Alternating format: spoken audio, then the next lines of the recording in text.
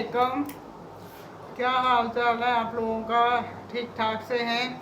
मैं आज बहुत देर के बाद जो है ना वीडियो बनाने लगी हूँ, गोश्त बनाने लगी हूँ। ये मेरे पास गोश्त है आधा किलो।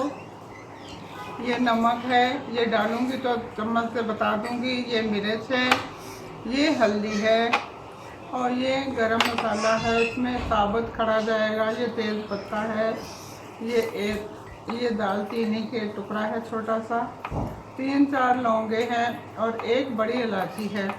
ये प्याज हैं और ये लहसुन अदरक है। ये तेल इसके अंदर जाएगा। अब मैं ये शुरू करती हूँ। बिस्मिल्लाहिर्रहमानिर्रहीम। ये इसमें गोश्त गया,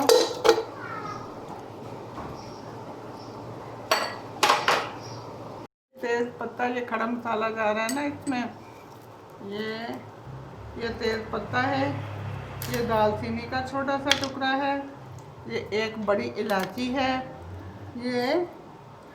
ये बादियान का फूल है और 3-4 लौंगे हैं। बस इतना ही ये जाएगा। ये तेल इसके अंदर जा रहा है, अभी से तेल जाएगा। ये आधा किलो गोश्त है और 1 पाव जो है ना इसमें मैं आलू डालूँगी। तो ये 1 चम्मच जो है ये नमक का है, ये 1 चम्मच लाल मिर्च का है, ये 1/4 चम्मच जो है ना ये हल्दी का है,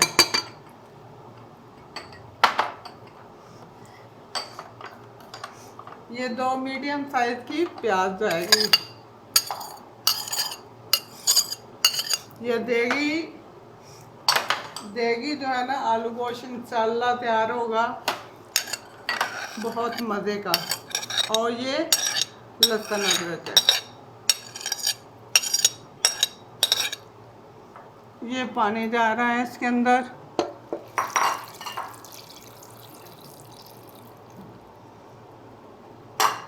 हाँ बस ये पानी डाल दिया। अब मैं इसके नीचे चूल्हा जला रही हूँ और इसको गलने के लिए रख रही हूँ। और फिर इसको दही के साथ भुना जाएगा। आलू गोश्त के अंदर हमेशा दही से भुना जाता है, टमाटर नहीं डलता। ये मैंने चढ़ा दिया है। अब ये तैयार गल जाता है, मैं भूनती हूँ फिर आपको बताती हूँ।